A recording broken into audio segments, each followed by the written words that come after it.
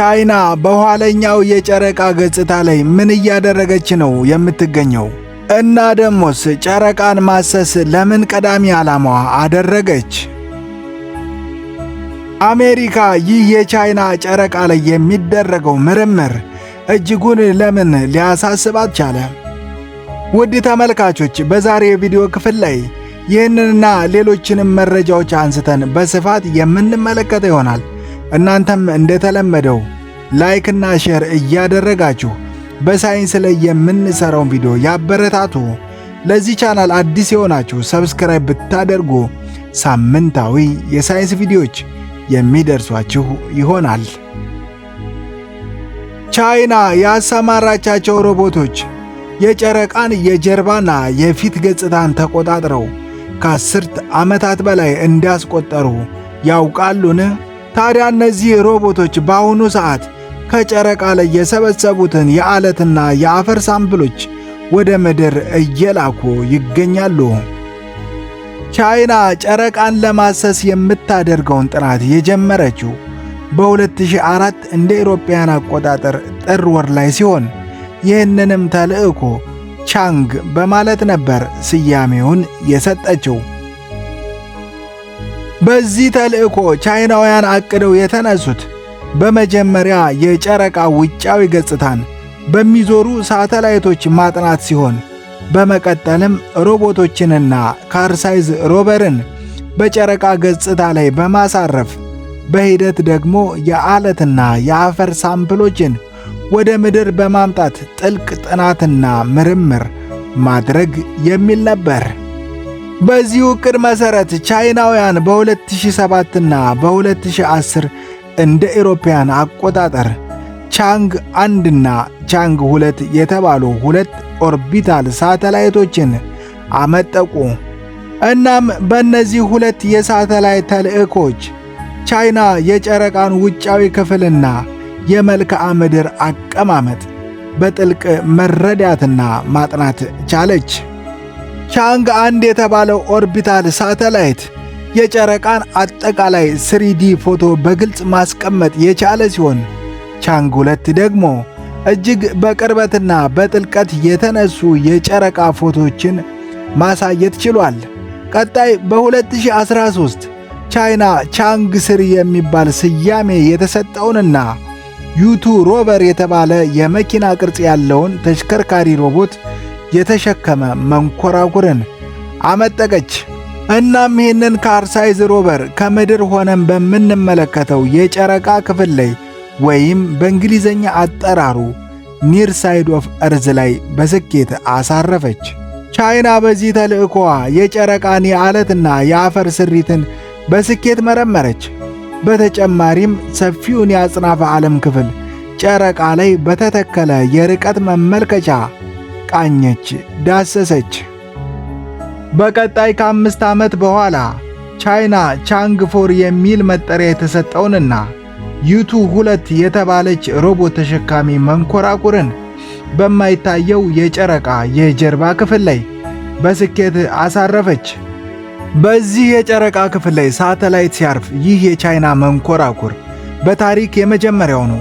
ዩቱ 2 የተባለችው ካርሳይዝ ሮቨር እስካሁን በሥራ ላይ የምትገኝ ሲሆን በባለፈው ሰኔ 2004 በተገለጸው መረጃ መሠረት 1500 ሜትር በጨረቃ ገጽ ላይ ተንቀሳቅሳለች።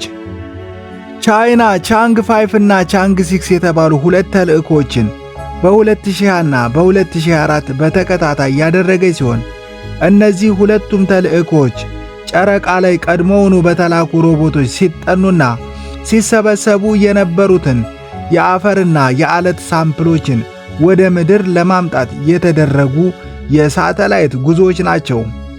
በእነዚህ ሁለቱ ተልዕኮች ማለትም ቻንግ 5 እና ቻንግ 6 በተባሉት የሳተላይት ተልዕኮች ቻይና በድምሩ 3.7 ኪሎ ግራም የሚመዝን የጨረቃን የአፈርና የዓለት ክፍል የጫነች ሲሆን 1.7 ኪሎ ግራም የሚሆነው ከፊተኛው የጨረቃ ክፍል የተጫነ ሲሆን 2 ኪሎ ግራም የሚሆነው ደግሞ ከኋለኛው የጨረቃ ክፍል ላይ የተጫነ ነው። በ2020 ህዳር 23 በፈረንሳይ የሚገኘው የአውሮፓ የህዋ ምርምር አካል የሆነው ኮሮይ ስቴሽን ይህንኑ ቻይና ያደረገችውን ከጨረቃ የአፈርና የአለት ሳምፕል ማጓጓዝ ሲከታተለው እንደነበረ አረጋግጦ በድረ ገጹ ላይ ሳይቀር አስነብቧል። እዚህ ጋር ታዲያ አሜሪካና ቀሪዎቹ ሀያላን ሀገራት ጥያቄ አድርገው ያነሱት ቻይና ጨረቃ ላይ በምታደርገው ተከታታይ ተልዕኮች ምንን ማሳካት ያለመ ነው የሚል ሲሆን በሳምፕልና በናሙና እያጓጓዘች ያለችውስ ምንድን ነው የሚል ነው። በእርግጥስ ይህ የቻይና ተደጋጋሚ ጉዞ ምንድን ነው? በቀሪዎቹ ደቂቃዎች የምትከታተሉት ይሆናል። ቻይና ወደ ጨረቃ በተከታታይ የምታደርገው ጉዞ ይህንን ሂሊየም 3 የሚባለውን ንጥረ ነገር ለማምጣት ነው። ሂሊየም 3 እጅግ አስገራሚና ጠቃሚ አይሶቶፕ ሲሆን 2 ፕሮቶንና 1 ኒውትሮን ያለው ነው። ሁሉም ከዋክብቶችና የጋላክሲያችን ፀሐይ ሳትቀር የሚያበሩት ሂሊየም 3 ዲትሪየም ከሚባለው የሃይድሮጅን አተም ጋር በሚፈጥሩት ፊውዥን በሚባል የኒውክለር ሪያክሽን አማካኝነት ነው። ምድራችን በገባችበት ዓለም አቀፋዊ የመጠነ ሙቀት መጨመር የተነሳ ሀገራት ንጹሕና አማራጭ ኃይል ማመንጫ ጣቢያዎች እየገነቡ ይገኛሉ። ከነዚህ ውስጥ ደግሞ የፊውዥን የኒውክለር የኃይል ማመንጫ ተቋም አንዱና ዋነኛው አማራጭ ነው። ቻይና በዚህ ፕሮግራም ኢስት የሚባለውን የቶኮማክ ማመንጫ ጣቢያ እየገነባች ትገኛለች። በተመሳሳይ ሁኔታ ለዚህ የኃይል ማመንጫ ሂሊየም 3 ያስፈልጋታል። ሂሊየም 3 የሚባለው ንጥረ ነገር በምድር ላይ እምብዛም የለም። ሬርሊ አቬለብል የሆነ ሲሆን ከኒውክለር ሪያክሽን ፕላንት ብቻ የሚገኝ ነው።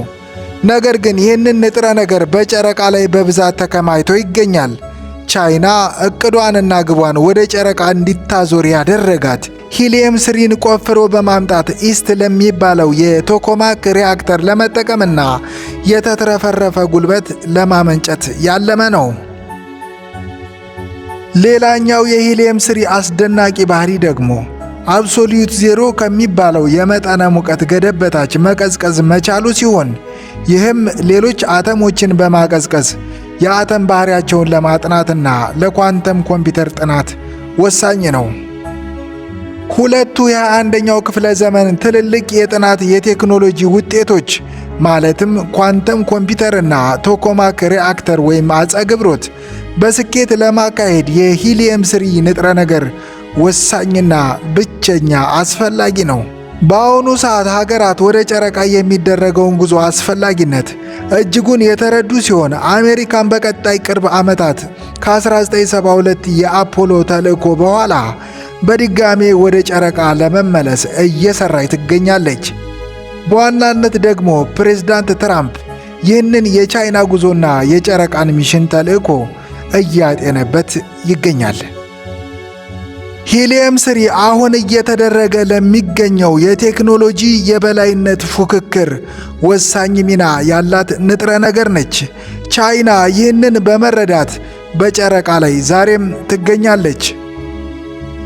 ውድ ተመልካቾቼ ለዛሬ ይዤላችሁ የቀረብኩት የሳይንስ ቪዲዮ ከላይ የተመለከታችሁትን ይመስል ነበር። ቀጣይ በሌላ የሳይንስ ቪዲዮ እስከምንገናኝ ቸር ቆዩ፣ ቸር ሰንብቱ።